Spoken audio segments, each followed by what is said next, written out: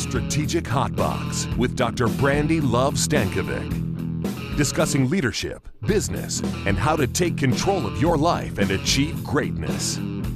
From the streets of Las Vegas, energized, informed, and never diluted. It's time to kick some ass. Hey, welcome back. It's your girl, Dr. Brandi Stankovic, here on the Strategic Hotbox. Thank you for being here with me today. It's going to be a great topic. We're going to talk about leadership, of course, and the title of today's episode is Another Leadership Class? Why would we be doing more leadership? And just getting into why we continue to push and study and decide that leadership is so important. And we have a very, very special guest with us today, Miss Lecia Roundtree, who has played a very important role in my life as a mentor, as a friend, as somebody I've looked up to, and really was there by my side in one of the biggest presentations I've ever given in my life. And so we'll have her as a subject matter expert here very soon. Let's get started. Leadership in general is a very big, elusive topic. We've talked about it many times. We've talked about it every time here on the Strategic Hotbox, and how all of our topics then build and dig into leadership. And leadership and learning really comes down to discipline. And when I think about stepping up and I think about becoming the best leader that I can be and how I'm going to lead my team into the future, it's not always easy. It's not always easy to think about that. And I can't necessarily choose to be a leader only when I want to, or only when it's convenient, or only when I'm just feeling up for it. Because leadership is about making it happen, and about being there when it's not fun, and being there when it's not popular, and being the one in the forefront. It's about doing things that need to get done and having the discipline to do so. And I really feel like that's what the Hotbox is about as well. You're an adult.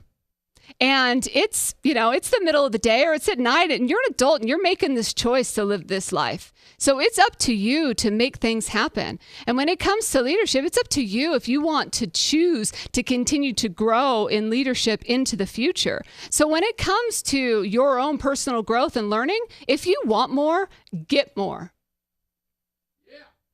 And I think that leadership in general is so essential, and organizations are beginning to start recognizing that and understand that talent development is a strategic initiative and should be aligned with our strategic goals. In fact, 83% of organizations say that it's important to develop leaders at all levels, and 89% of executives believe strengthening the organizational leadership is a top priority. And that was a survey done by Inspire Software. And they also have done, kind of looking at their platform, the people that they're serving, that $160 billion was spent on employee training and education in the United States alone. So a lot of dollars, a lot of time, and all organizations are really looking at this as being a strategic top of mind priority. And leadership development programs are happening, but not always equating into developing and creating leaders. And so we found in some of the preparation for this, a Harvard Business Review article that says sometimes the mismatch that's happening between leadership development and the leaders that are actually out in the field is the execution. That really a lot of leadership development programs are theory-based and take place outside of the office, outside of the regular workday, and it's the latest trends and everything that's happening. And that's always really great and interesting and aha, and makes you tingle when you're in the classroom. And then you get back into the office, and what do you do about it? And sometimes the most powerful things that we can do are intuitive and dynamic and grounded in the operational day-to-day, the emotional intelligence it takes to get the job done every single day. So as a leader, what do we have to do to make sure that the programs that we have our staff going through and the programs that we do to develop people as leaders are actually being executed when they're on the job? I think one of the pieces is not forgetting to look out for people's potential. I think in the world that we are today, we've kind of created these unrealistic expectations for this emerging group. And they might be young, or they might just be people that have energy to want to become the next level. And we don't necessarily look at their potential. We look at their what can they accomplish right now? And we should be looking at potential all the time. So look beyond the behaviors and abilities that they have now into the skills that they could progress into, knowing that they might have the capacity to be able to create that into the future. The second is being inclusive with opportunity, is giving people the chance, if they want to step up, to be able to do so. And the final thought I have on this is to not forget your weakest link, because, I mean, we've heard the cliche before that our team is only as strong as that weakest link. And so don't forget to give opportunity to the weakest link as well, while not overshadowing the people that are out there being the strongest. And so I think that this is true. I see it with my kids, that sometimes I will spend so much time with the problem child that the good child ends up becoming a problem. And I think that's true in the leadership capacity as well, is that sometimes you spend so much time having to coach or mentor the bad child that you don't spend time with the high performers, or you immediately have the high performers to go to, and you don't even spend time with the people that really deserve the coaching. So having that equal opportunity for development, for leadership growth is important. But let's bring Lecia in. And Lecia Roundtree is a VP of HR and Staff Development at PremierOne Credit Union. She has worked in several industries in HR, in leadership. She's a Franklin Covey trainer. She's a board member at Las Positas College Foundation. She also has her bachelor's in marketing from UNLV, Rebels, our rival here of the Nevada Wolfpack. And she's got her master's in HR management from Golden Gate University. She also happened to be by my side, as I mentioned at the top, at the biggest presentation I've ever given, and that was in 2003. I was a baby, and we were in Australia and Sydney, and it was my first ever presentation that I had memorized word for word. We were side by side talking about this brand new thing called the internet. Help me welcome Lecia Roundtree. How are you? I'm doing fine. I'm doing great. Thank you for having me. Do you remember our Australian presentation? How could I forget? It was great to be in Australia, and it was fun to talk about the topic. And it was a great it was a great partnership, you and me. Yes, and here we are, however many years, 15 years later, and still side by side. I love it. So thank you for being here. So tell us a little bit about your journey. Yeah, well, I'd have to say that it's not the typical journey. I think a lot of times when people think about leadership, they think about, okay, I'm going to get into an organization, I'm going to become an assistant, and then I'm going to, kind of like move up and manager, and then pop one day I become this really great leader. And that didn't happen for me, and I certainly don't believe it happens for most people. I was a project leader, and through some of the activities that I had completed, and some of them getting them wrong, but how I recovered from them, I think that my boss at the time saw potential in me and gave me additional opportunities. And from those opportunities, I learned and I grew, and I was able to take on more responsibilities. Then, when the opportunity came along, in order for me to be able to take on a leadership position, I feel that I was more prepared for that. And do you think that people are promoted in organizations before they're ready? I think that people are promoted in organizations. A lot of times it's because of the tactical duties that they do well, which may not necessarily mean that they are going to be the best manager or the best leader, but they're really good at doing that task. And I think that we owe it to ourselves to really look at the skills and the abilities that people have and their desires, and then decide what positions that they want to be in. Mm-hmm. And I think that sometimes when I'm working with different institutions and people will be a newly promoted manager, they'll want to say, well, I still want to pull my drawer. I still want to do these tasks. I still want to do all the operational things I was doing before. And you don't have to prove that you know how to do those jobs anymore to be great in this leadership role. Don't you agree? I mean, it's this idea that sometimes people feel over need to be operational.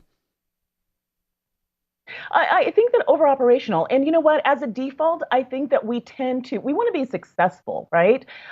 Inherently, we want to be successful. So what we do is we go back to those things that we know we do well, and we feel successful when we are doing those things, when we can be the hero of something that we know, and we can be the champion of that. But I think real leadership really does, to your point, Brandi, it means stepping away from those things that maybe we do well, allow other people to be that champion, allow other people to get those skills in place, and work from there. It's a growth for ourselves and for that other person that we're working with. And it takes a lot to be able to let go of those things that we know so well. Absolutely. And the organization to be able to let you let go sometimes is part of it as well. And so the time old question of manager versus leader, are there some people that won't ever be able to be a leader?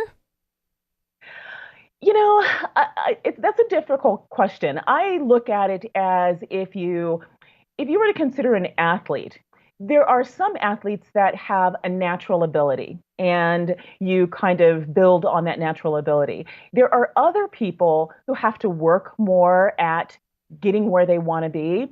And I guess I look at leadership the same way.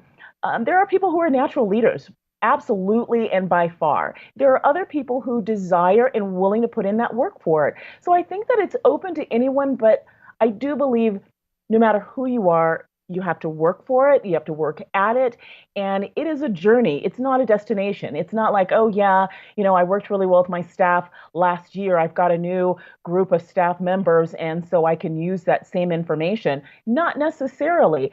With every person that you're dealing with, your leadership strategy should be changing because it's about being effective.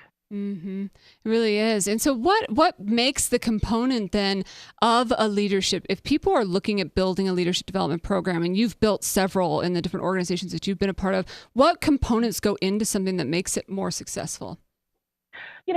There's so many, but I think that there are a few key ones that I think are very important. Number one, you need to have trust with your staff. You need to have transparency with them. If they feel like you are, taking on the credit, it is not going to build. It's not going to build trust. If they think that, if they look and they see how you deal with other people, and they don't have either trust or they don't have respect for what you're doing, it's going to be hard to lead that group of people. I also think that another key component is having that level of emotional intelligence, like you talked about before, being able to know yourself, recognizing what your own strengths and weaknesses are, as well as how are you interacting in a group? How are you getting people engaged in that group? Those are critical things. There's a lot of different things, but I believe that if I were to name the top three, it's certainly being aware of that emotional intelligence. It's definitely that trust and transparency, and I also think greatness. It's about really looking at the person and trying to get them to where they need to be. Marcus Buckingham talked about in one of his business books, he talked about not trying to put something into a person that's not there, but really kind of determining what's there and pulling out the greatness. It's really recognizing what that person does well. I like that a lot. So hitting on the transparency really quick, I think that I love to be open and authentic. It is part of who I am, and it really leads, I think, that having direct conversations with your team, being open with them, it cuts through the elephants in the room and the smashing the eggshells and all the cliches that get in our way in leadership, I feel like, and slow us down. And it doesn't happen often enough, in organizations, and transparency is often overlooked. Yeah, I think that you're right. And I think that there's a lot of reasons behind it.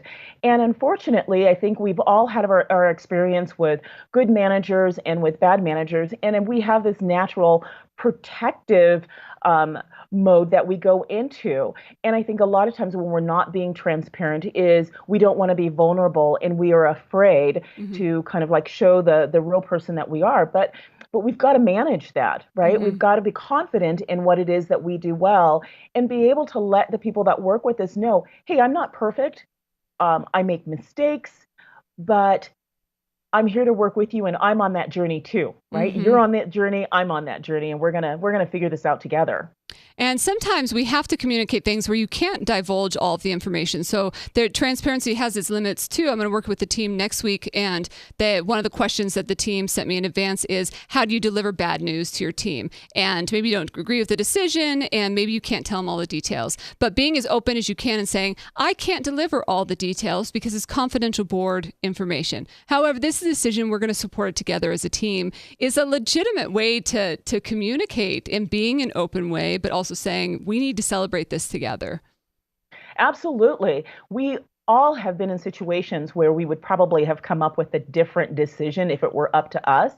But once you've expressed what it is that you've said or what you believe with the powers that be, and a final decision is made, then as a leader, it is our responsibility to support that. And when we go back to our team, it is not, well, they made the decision and, I'm here to deliver the news, exactly as you said.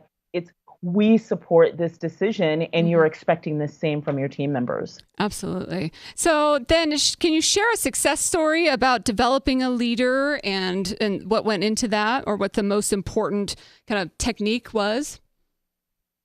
Well, I can tell you, I do have a success story about developing a leader. I don't know if there was any, overpowering thing, but the little things I think that made the situation successful is, first of all, that person had a desire to learn, to grow, and to do more. I like the idea of the fact that I could put aside, a lot of times people think of themselves and they said, okay, I've got to continue to grow in my position. But I think part of leadership is really putting your growth not on the back burner, but really kind of putting it to the side a little bit. Because part of leadership is growing the other person. So, what is it that I can do to get them where I need them to be or where they want to be? And really giving them opportunities, having that faith and building that confidence in them that they can do this. Hmm. Um, I worked with a person who actually came from a very operational background. She was bright. She continues to be that type of person who can pick up on things quickly.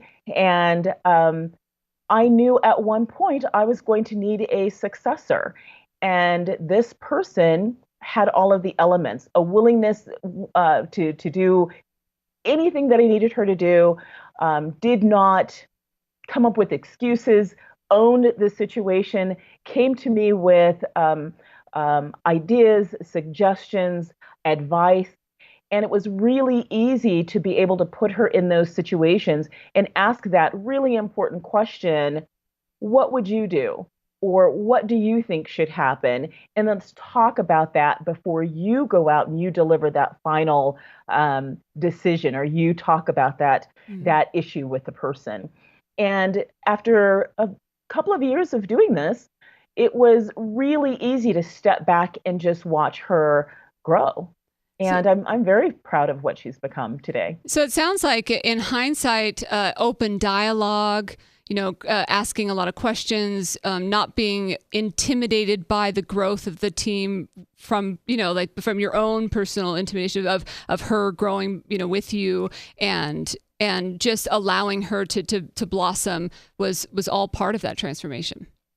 Yeah, absolutely. And I think you bring up a really good point, Brandy. I think a lot of times people um, they fear their position being replaced or them being replaced if somebody knows as much as they do. But I think that the real key is how can we grow personally if there's no one to do what it is that we're doing? Are we just going to take on the work of what we do plus the work of what we would like to do? So this is a real opportunity for us to let that other person shine. And what I really kind of love about it is the fact that you have an opportunity to give credit to the other person, which builds confidence, Hmm. which in turn allows them to be able to take on just a little bit more than maybe they thought that they could. They feel good about it. And in a world today where turnover is, very high. I can remember when I started my career and, long-term employment, somebody was with you for about 10 years. Now, if you can find somebody to stay with you for about three, Right. you're lucky. So, but I think that you want to hang around those people that make you feel good. You know that you're going to grow with, and you know that they believe in you Mhm. and they're going to be looking out for you. So I think that that's also a way of hanging on to your best people just a little bit longer if you can. It's funny that you say that about people's longevity. I'm pretty sure I threatened one of my employees the other the other day. I was like, "If you leave me, I may call your wife." I'm just saying because I'm gonna need you in it for the long haul. So what's a miss? What is something that has happened or that you've seen happen in developing leaders, like a red flag where it's just a no that just doesn't work, that kind of impedes progress? I think the one that comes to mind is if you're good at the tactical thing that you do, that you're going to be great at leadership. And so, therefore, I don't need to develop you. I'm going to promote you, and you're good. And Right. I just think that nothing could be further from the truth.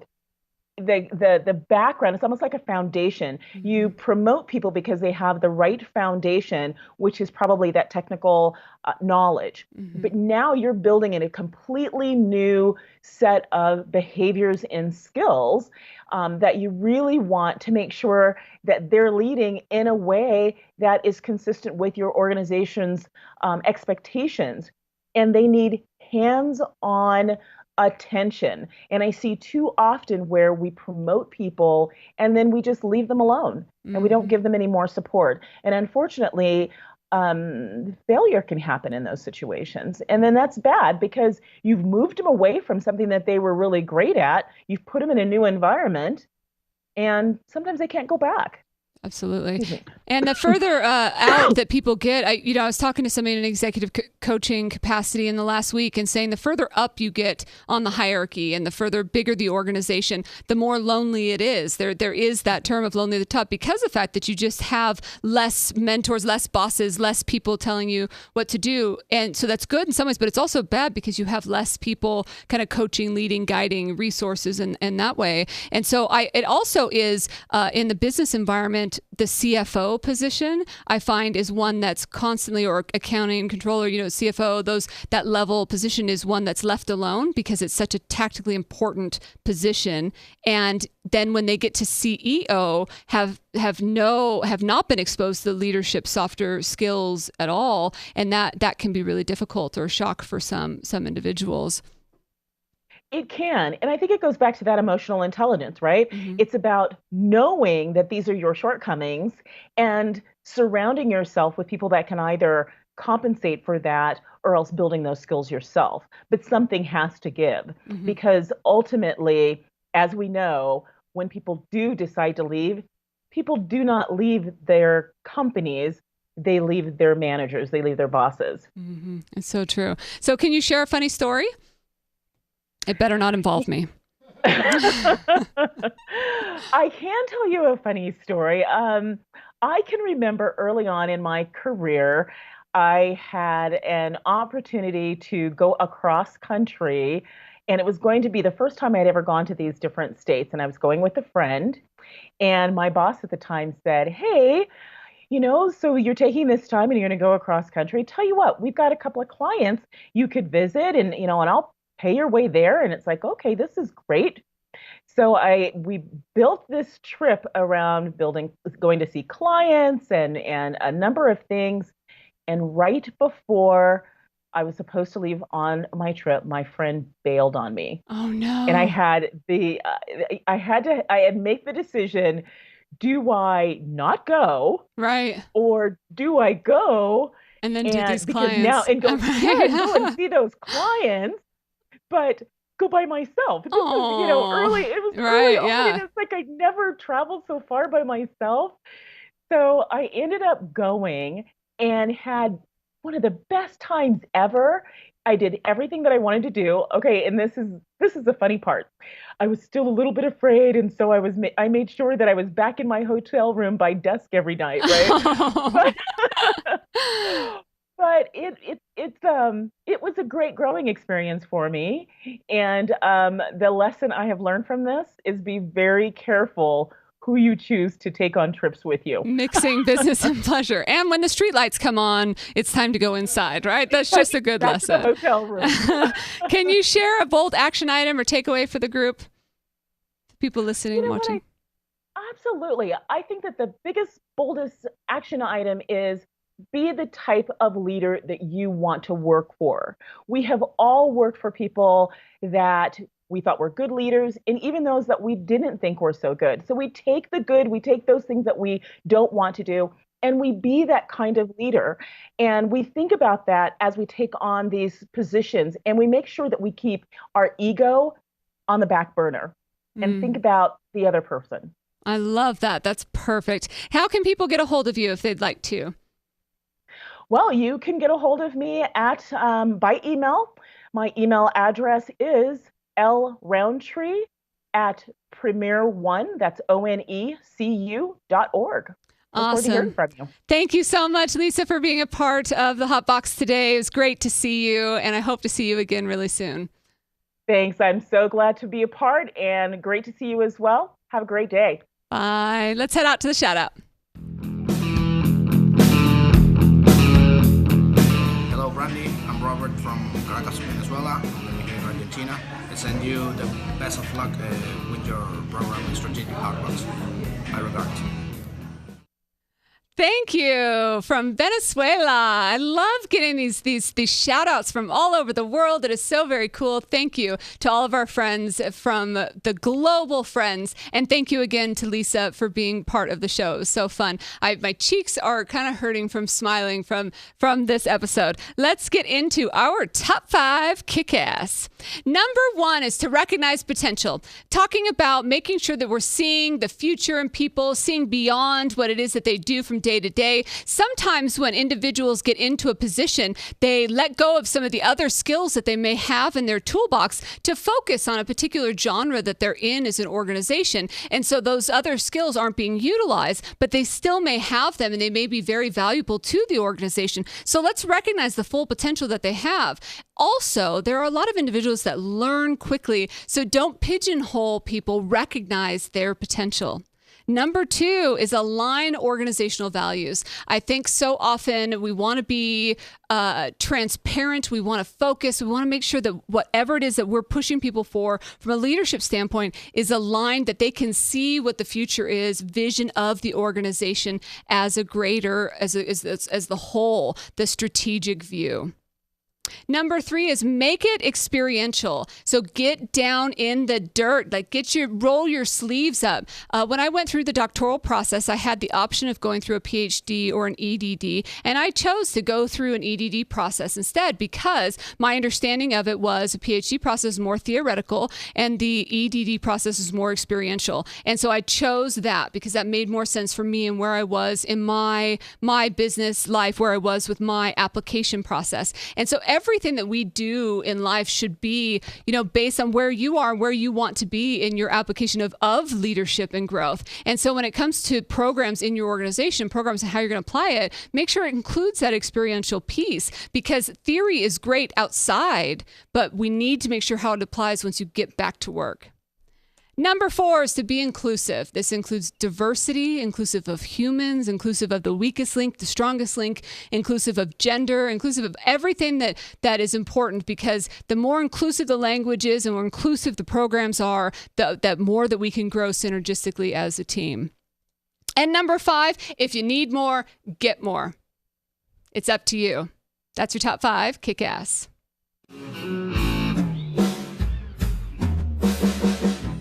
Thank you again to Lecia for joining us, and thank you for all of those that have submitted shout-outs. If you want to send us a shout-out, please do. You can email us at podcast@strategichotbox.com or head out to our website, strategichotbox.com, or you can hit us up on any social media. We're on Facebook, we're on Insta, we're on Twitter. So Facebook, it's at, Strategic Hotbox, and then Instagram, we're at Strategic Hotbox. I mean, there's a theme here, right? And Twitter, we're at Brandi Love, BrandiLuv. And just anywhere you want to go. I mean, we're there. We're ready for you. Send us some info. We'd love to either have you on the show, send us a shout out, whatever. Send us some topics you want us to cover. We got you. Until I see you again, get out there and kick some ass.